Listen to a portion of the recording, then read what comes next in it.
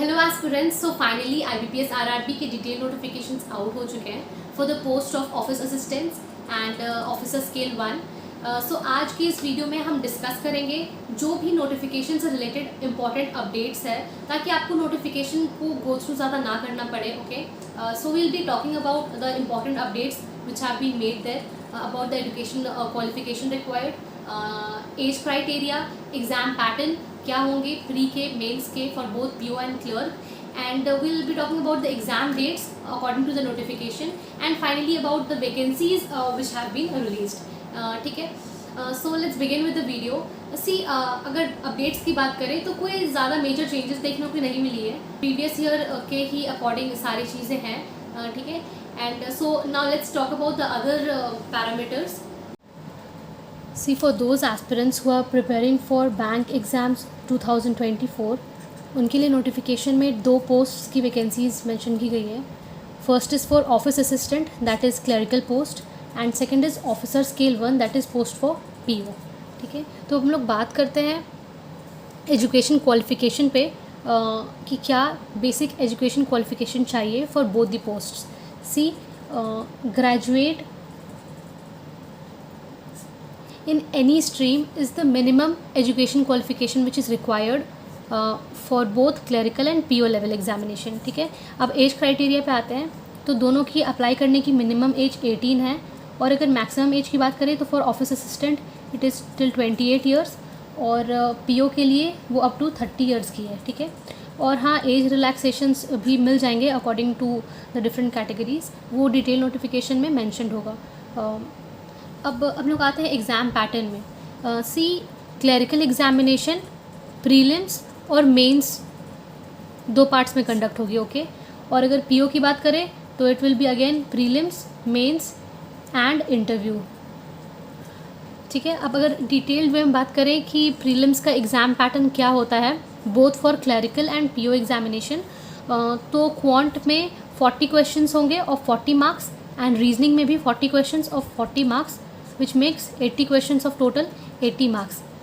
See guys, एक point जो note करने वर्दी है कि यहाँ पे इंग्लिश नहीं आती है. ओके, RRB के एग्ज़ाम्स में इंग्लिश नहीं आती है, and here you will be given a total timing of 45 minutes.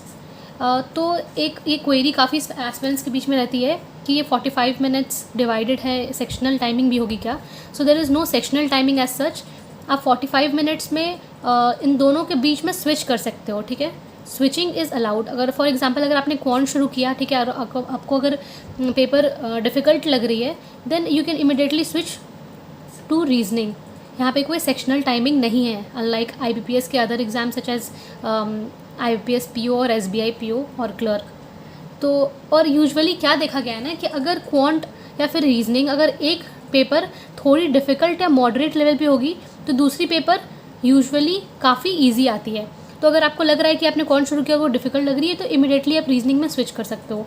ठीक है, so now let's discuss about mains. See, mains में 5 सब्जेक्ट्स हैं. Okay, first is quantitative aptitude, reasoning, English और हिंदी. ओके, आप इनके बीच में चूज़ कर सकते हो, कंप्यूटर एंड जनरल अवेयरनेस. तो सब में 40 क्वेश्चन ईच होंगे. Okay, every section has 40 question. और अगर हम मार्क्स की बात करें तो क्वांट 50 मार्क्स का है, that is each question is of 1.25 marks. Reasoning is of 50 marks again. Hindi और English is of 40 marks, that is one question of each question of 1 marks. And computer is of 20 marks. इसका मतलब है कि एक question half marks का है, 0.50. And again general awareness is of 40 marks which makes 200 question of 200 marks.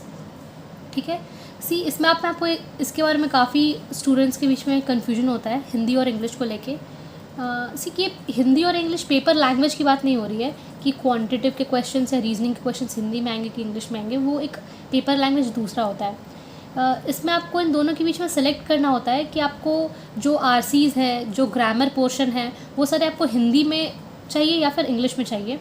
आप दोनों में से कोई भी सेलेक्ट कर सकते हो. पर हाँ, अगर आप सेलेक्ट करने के बाद अगर आपको कन्फ्यूजन हो रहा है कि अगर आपको फील हो रहा है कि नहीं हिंदी तो मैंने बनाना शुरू कर दिया पर वो मुझे डिफ़िकल्ट लग रहा है, तो आप इन बिटवीन भी स्विच कर सकते हो हिंदी और इंग्लिश के बीच में.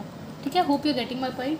और प्रीवियस ट्रेंड्स के हिसाब से देखो, ये कोई फिक्स्ड नहीं है, बट प्रीवियस ट्रेंड्स के हिसाब से ये देखा गया है कि इंग्लिश का जो सेक्शनल कट ऑफ होता है वो कंपैरेटिवली कम होता है as compare to Hindi.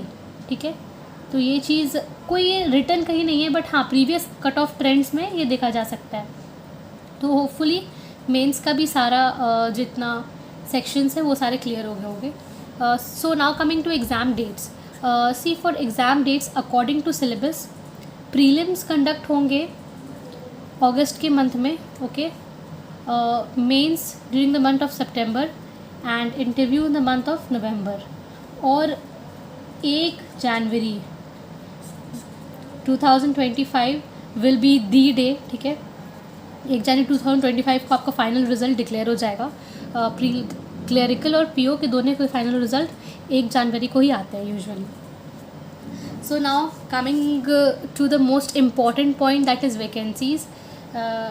Clerical के काफ़ी अच्छे वैकेंसीज़ आए हैं, like a decent number, that is 5585, और पीओ की बात करें तो 3499। ओके, सी ये फाइनल वैकेंसीज़ नहीं है, लाइक हो भी सकते हैं कि थोड़ा सा इंक्रीज़ हो, बिकॉज अभी तक बहुत सारे बैंक्स में एनआर है। एनआर मीन्स नॉट रिपोर्टेड, उन सब बैंक्स ने अपनी वैकेंसीज रिपोर्ट नहीं की है।